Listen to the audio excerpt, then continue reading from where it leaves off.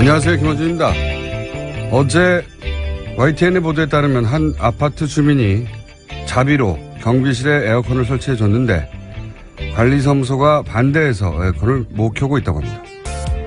관리사무소는 전체 경비실에 에어컨을 놔두든지 아니면 모두가 에어컨을 쓰지 않든지 그게 형평성에 맞다는 입장입니다. 형평성 있게 다 같이 더워라 이거죠. 형평은 그럴 때 쓰라고 있는 단어가 아닙니다. 누군가 불공정하게 특혜를 입을 때 나머지 당하는 이들을 위해 존재하는 단어지 어떻게 한 사람도 빠짐없이 다 같이 불공정하게 대우를 받자는 게 형평인가요? 그런 식으로 형평을 정의하면 관리사무소부터 에어컨을 꺼야죠. 지자체에서 복지정책을 한다니까 박근혜 정부는 다른 지자체가 그렇게 못하니까 형평에 어긋난다고 니들도 하지 말라고 했었죠. 배에 물이 들어오는데 몇 사람만 구할 수 없으니 다 죽게 그냥 둡니까? 몇 사람에도 구할 수 있으면 구하고 그리고 나머지도 어떻게든 구해야겠다고 생각하는 게 사람의 상식이죠. 폭염에 고생하는 경비 아저씨 위해서 주민이 직접 자비로 사다 준 에어컨을 형평성을 내서 켜지 못하게 하는 관리사무소를 보고 있자니 우리가 비정상적인 시대를 너무 오래 살았구나 싶습니다. 사람처럼 좀 삽시다. 김원준 생각이었습니다.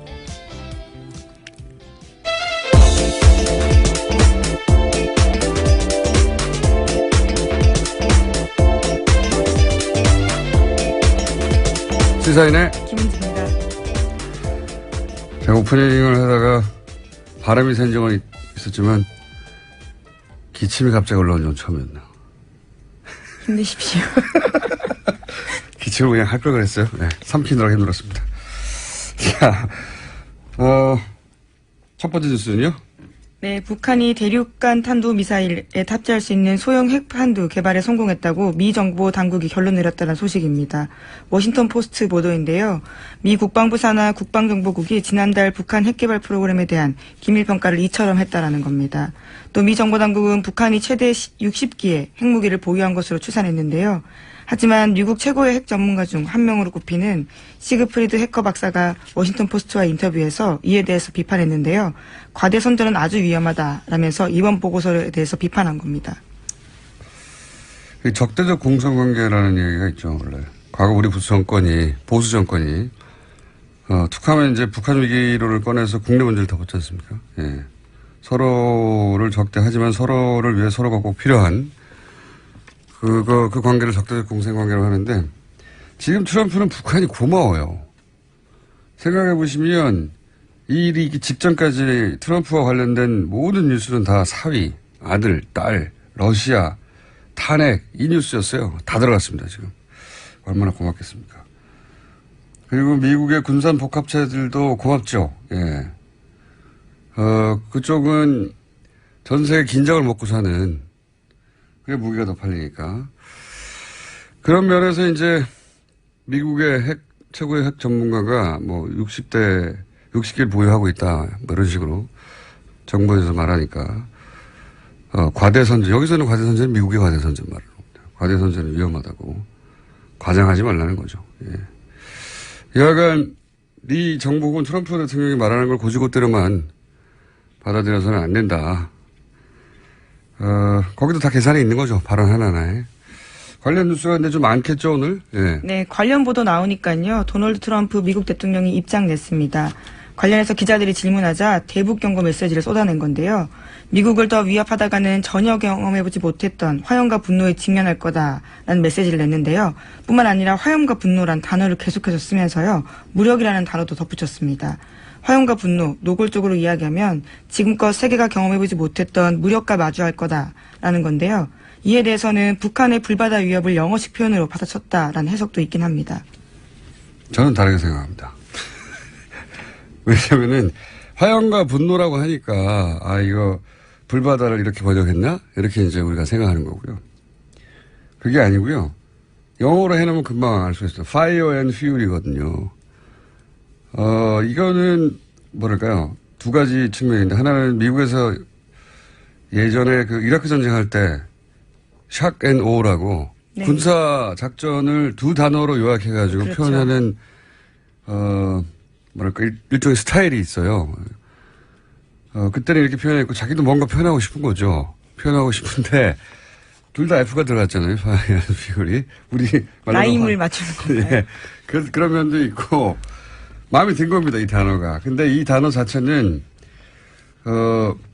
아주 유명한 우리나라에서는 이런 게임 안 하는데 미니어처 보드게임이라고 있어요. 뭐냐면은 군인을 아주 작게 만들어가지고 이렇게 낱개로 진열해서 팔고 이런 거 보신 적 있죠?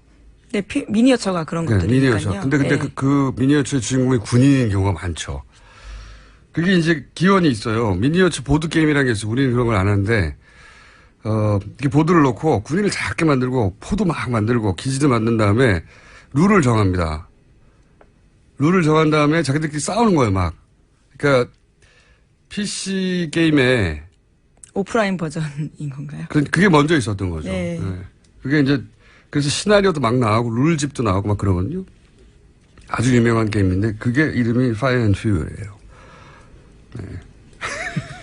거기서 나온 것이다. 그리고 이 단어가 워낙 유명해서 이 단어로 노래도 있고 이 단어로 책 제목도 있어요. 예전에 2차 대전 때 저기 뭡니까 독일을 폭격했잖아요. 폭격기가 연합군에. 네. 그때 엄청난 폭탄을 쏟아부었는데 그 작전을 그때는 파이어 앤 퓨리라고 부르지 않았죠. 이 문구 유행하지 않았으니까. 근데 이 책을 나중에 2000년대인가 중반인가 뭐 하여튼 책을 썼는데 그때 이 제목을 따라 썼어요. 파이어 앤 퓨리라고. 이 단어 자체가 대단한 게 아닙니다.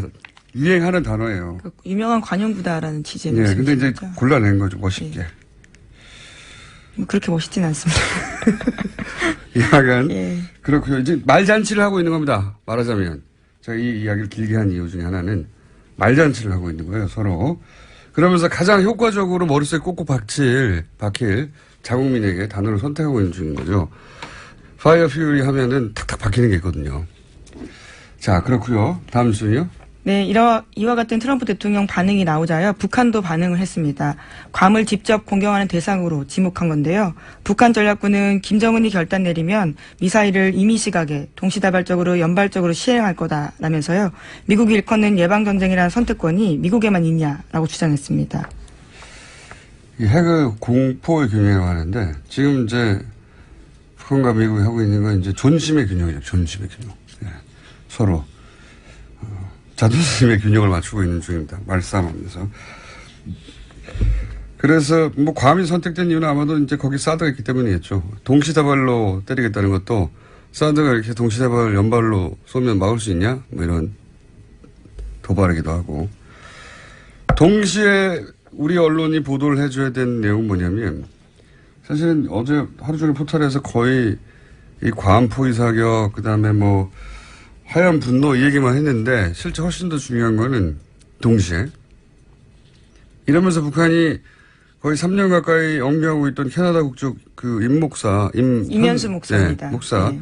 캐나다의 대북 현안이었죠. 그 임현수 목사를 갑자기 석방했어요. 갑자기. 그렇죠. 석방하겠다고 밝힌 겁니다. 네, 뜬금없이. 원래는 무기수였거든. 북한 기준으로. 예, 무기노동 교화형을 받고 있었습니다. 왜 갑자기 풀어줍니까? 네. 미사일 쏜다고 해놓고 갑자기 캐나다 바로 윗나라죠. 예. 그러면 바로 북미에 붙어있는 나라인데 하필이면 그 나라에 억류하고 있던 사람을 풀어준다고. 이거 캐나다에서 오랫동안 현안이라는데 꿈쩍도 안 했거든요. 그리고 또 틸러슨 외무부 장관이죠. 국무부 장관입니다. 아, 국무부 장관. 우리의 외무부에 해당되는 미 국무부죠. 장관은 또 열심히 대화해야 한다고. 그렇게 이야기하고 있죠. 대화하자는 말이라고 이게 다. 예, 그런 얘기 하고 있는데 그러면 동시에 투트랙을 가고 있는데 보도는 동시에 우리도 해줘야 되거든요. 우리나라에서도. 미국의 의도는 이런 강경 신호와 대화 신호를 동시에 보내고 있다고. 예, 그런 해설을 해줘야 되는데 정말 전쟁이 날 것처럼 보도만 하고 있으니까 보도가 왜 이러는지 모르겠어요. 네, 뉴스공장에서 좀 더 강조해서 말씀드리겠습니다. 어제 렉스 틸러슨 미 국무부 장관이요, 그와 관련해서 입장 밝혔는데요. 괌을 포함해서 임박한 위험이 있다고 생각하지 않는다라는 겁니다. 또 북한의 오판을 막기 위해서 트럼프 대통령이 메시지 전달하고 싶었던 거다라고 해석하기도 했는데요. 트럼프 대통령은 김정은이 이해하는 언어로 강력한 메시지를 전달한 거라면서 김정은이 외교적 언어를 이해하지 못하기 때문에 저렇게 반응한다라고 이야기한 겁니다. 그러니까요. 대통령은 그 자국민이 귀에 꼭 박히는 단어를 선택해서 말을 하고, 그리고 주무장관은 이게 다 대화하자는 제스처다라고 해설해주고 투투력을 동시에 걸고 있고, 북한도 마찬가지예요. 북한도 괌을 때린다고 하면서 또 이면수 목사, 예. 캐나다 국적입니다. 우리나라. 예, 한국계 캐나다인입니다. 이게 캐나다 해난에 갔어 오랫동안. 네, 2015년 1월 달에요. 나선 지역에서 평양으로 이동하다가 체포된 바 있는데 국가전복 음모 행위였습니다. 그러니까 북한에서는 굉장히 센 혐의인데 이에 대해서 무기노동 교화형 받고 복역 중이었는데 어제 조선중앙통신에서 적대 행위를 감행한 이유로 무기노동 교화형 받았던 이면수 목사를 인도주의적 견제에서 병구속했다라고 밝혔습니다. 갑자기 인도주의가 어제는 전쟁하자고 하다가 갑자기 인도주의가 왜 나옵니까? 이런 시그널이 동시에 나오는 거를 동시에 사실 해설해줘야 보도의 균형이 맞는 거죠. 왜 전쟁 난다는 보도 뭐 이렇게 많이 나오는 건지. 자, 하여튼 그런 일이 벌어지고 있습니다. 네. 그리고 말전쟁을 하고 있고요. 이 관련해서는 저희가 잠시 후에 정세현 장관, 전 장관과 함께 짚어보기로 하겠습니다. 관련 뉴스가 너무 많아서 좀 길게 얘기했습니다. 하여튼 불바다 이야기 때문에 그런 단어가 나온 게 아니라는 거. 예. 말싸움 중이라는 거. 존심의 균형을 맞추고 있다는 거. 자, 다음 뉴스는요? 네, 어제 문재인 대통령은 건강보험 확대 방안을 발표했습니다. 대부분의 치료비에 건강보험을 적용하겠다라는 내용인데요. 2020년까지 전국민 의료비 부담을 평균 18% 낮추겠다고 약속했습니다.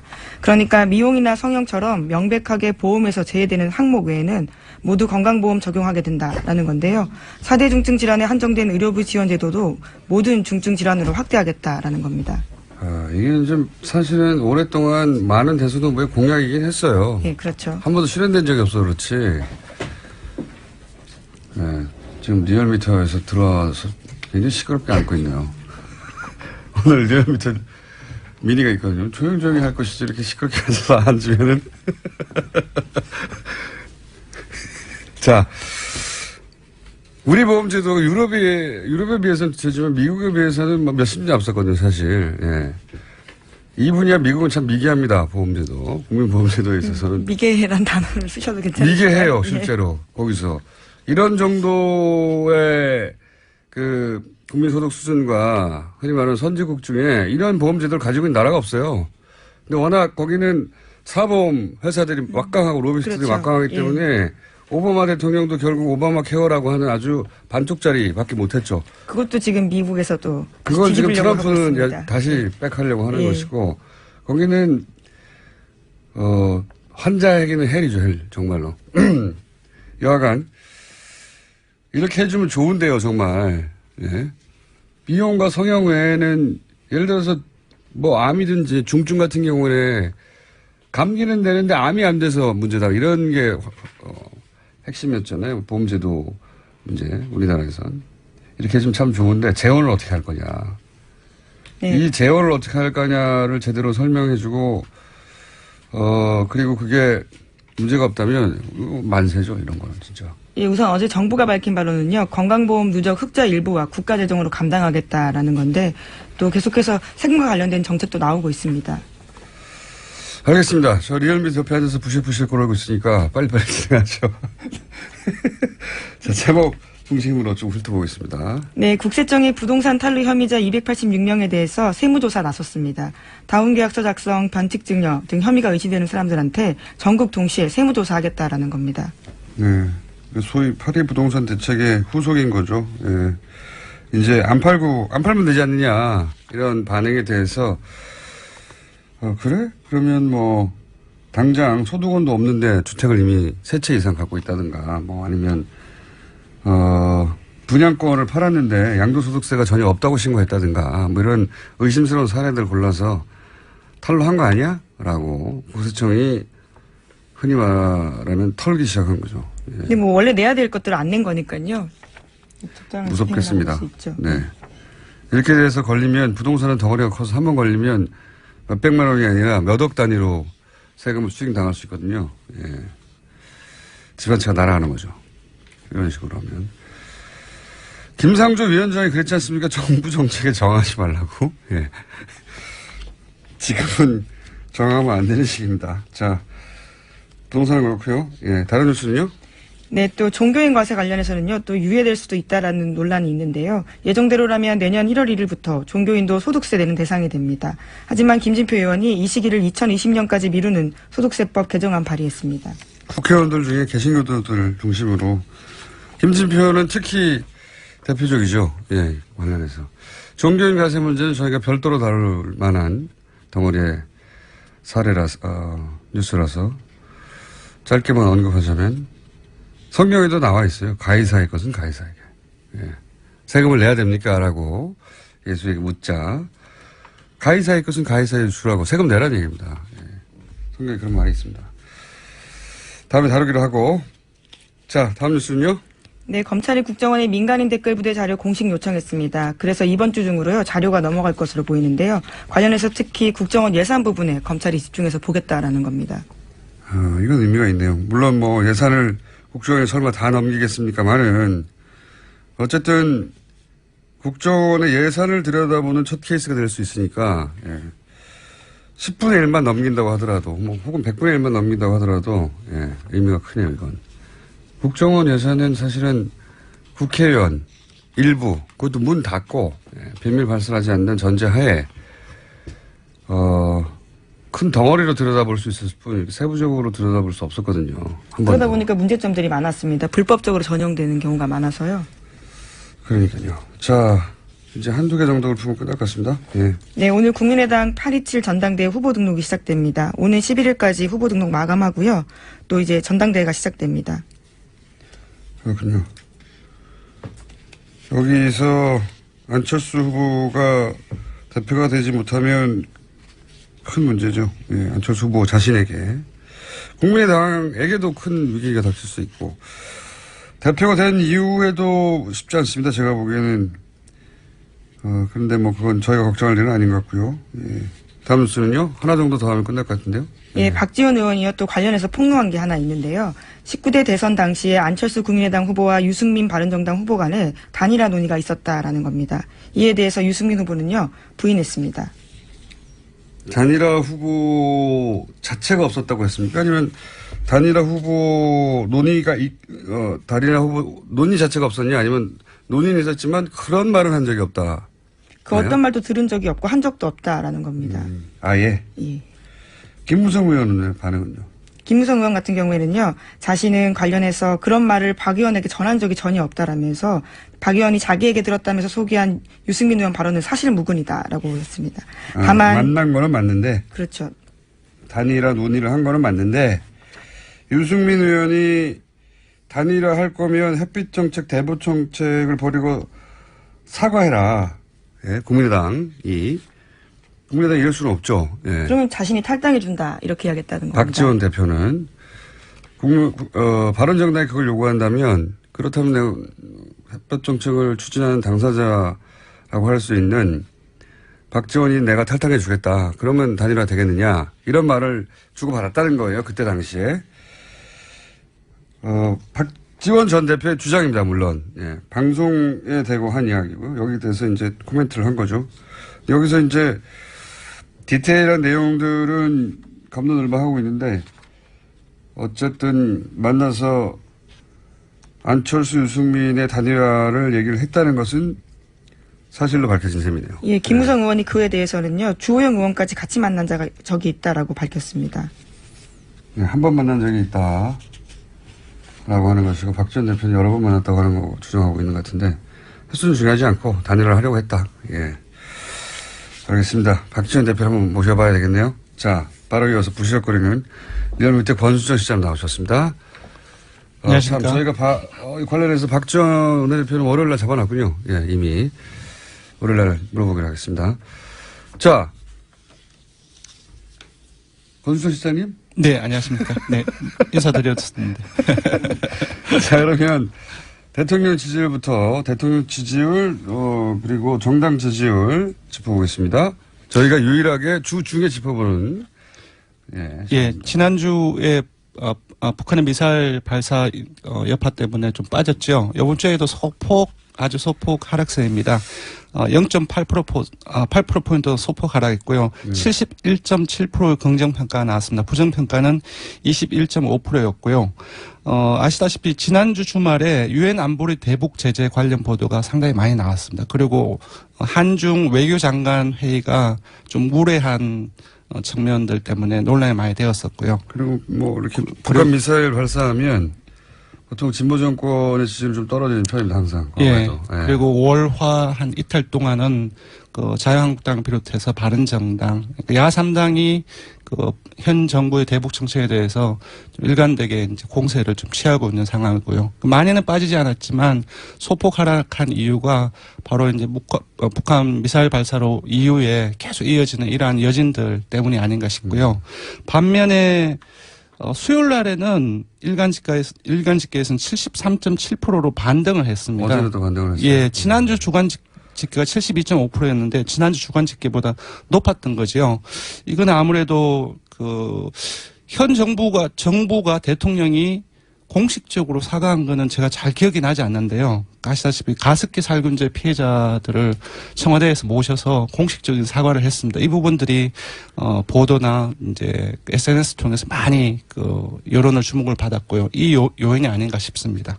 어쨌든 어제는 반등을 했다. 네. 예, 지난주 이어서 어쨌든 월화수 사이에 평균으로는 71.7%인데 네. 어제는 73.7%로 반등을 했다. 네, 거의 유사합니다. 예, 지금 여전히 뭐 비슷하게 대우경북이라든지 60대 이상이라든지 보수층 포함해서 모든 지역, 연령, 이념 성향에서 긍정표가 아주 높거나 우세한 걸로 나타났습니다. 야당이 상대하기 참 힘들 거라고 제가 정권 초에 얘기했는데 이렇게 되면 참 상대하기 힘들어요. 이렇게 막 흔들어주면 좀 빠져주기도 하고 네. 공방이 오가야 야당에서는 이건 먹히는구나. 이렇게 하면 되는구나 싶은데 다음 주 목요일이 문재인 대통령 취임 100일째입니다. 그러니까 딱 일주일 전이죠. 그래서 100일을 전후해서 야당들 같은 경우 지지율이 많이 빠질 것이라는 언급들이 많이 나오고 있는데 지금 추세를 봤을 때는 바꿨어요 최근에. 바꿨습니까? 연말로. 연말로 바꿨습니까? 네. 예, 그렇게 떨어지지는 않을 것으로 보입니다. 네. 그러니까 100일 되면 다 빠질 것이라고 정권 초에는 했었고 지난주인가에 올해 초인가에 연말에 빠질 거라고 바뀌었어요. 예.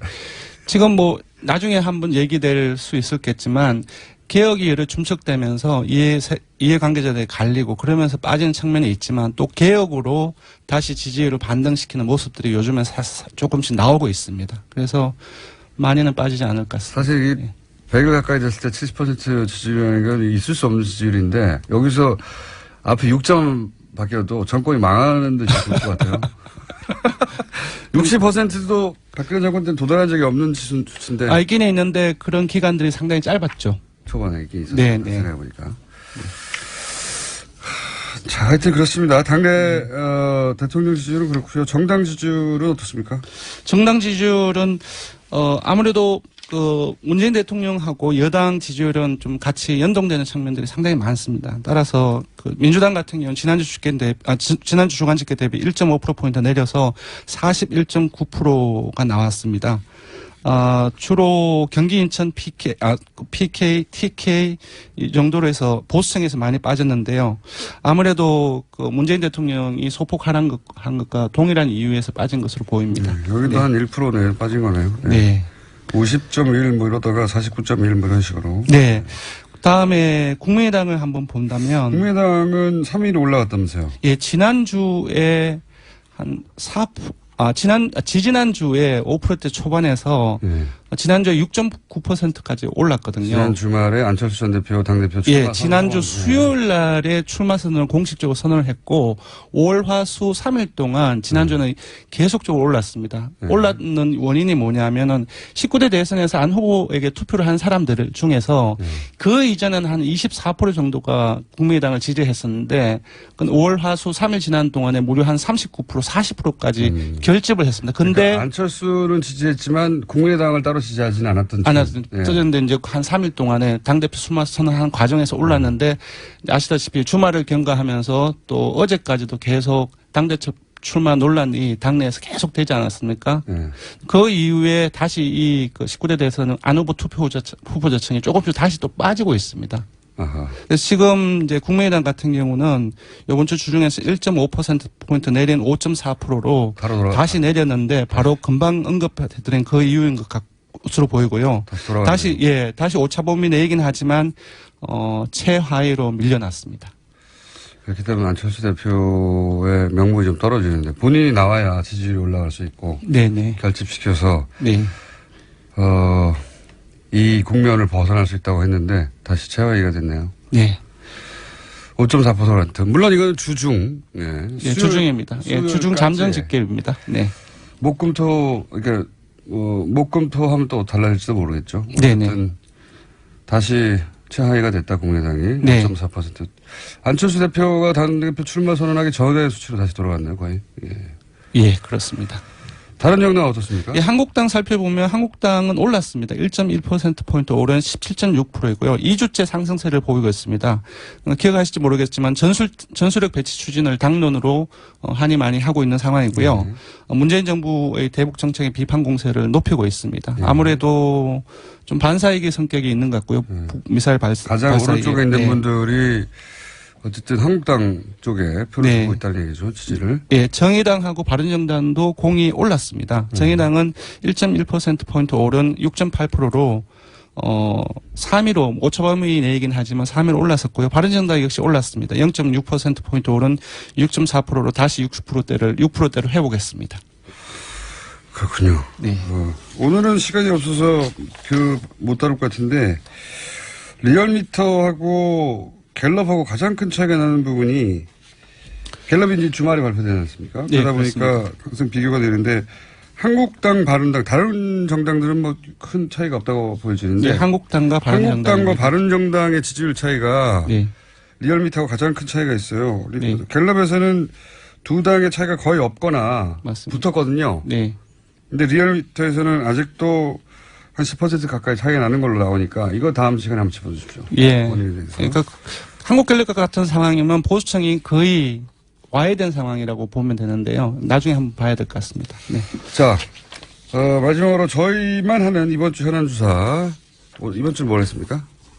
이번 주 지난주에 8.2 부동산 대책이 발표되었고 그 이후에 종부세라든지 재산세라든지 이 부동산 보유세 관련해서 논란이 좀 있었습니다. 예. 보유세. 부동산을 갖고 있는 것만으로 세금을 때리는 과거의 종부세. 예. 예. 거기 뭐 똑같지는 않지만 어쨌든. 예, 맞습니다. 그렇게 생각하시면 되는데. 예, 이 조사를 한번 해봤습니다. 보유세를 지금은 그 카드를 마지막 카드로 두고 있는 것처럼 보여지는데 현 정부가. 네. 만지작거리지는 하지만 아직까지는 네. 이거까지 썼는데 통하지 않으면 큰일 나니까요. 네네. 네. 근데 보유세를 만약에 높인다, 인상한다. 네네. 그럴 경우에 과연 찬성하겠는가? 네네. 네. 이거 여론조사가 왜 없었는지 모르겠는데 저희가 했습니다. 응답자들한테 세 가지 선택지를 드렸습니다. 하나는 8.2 대책의 효과와 상관없이 바로 올려야 된다. 효과와 상관없이? 예. 두 번째는 효과가 없을 때 그때 올리자. 네. 세 번째로는 효과와 상관없이 인상해서는 안 된다. 이 세 개를 드렸는데. 절대 반대. 예.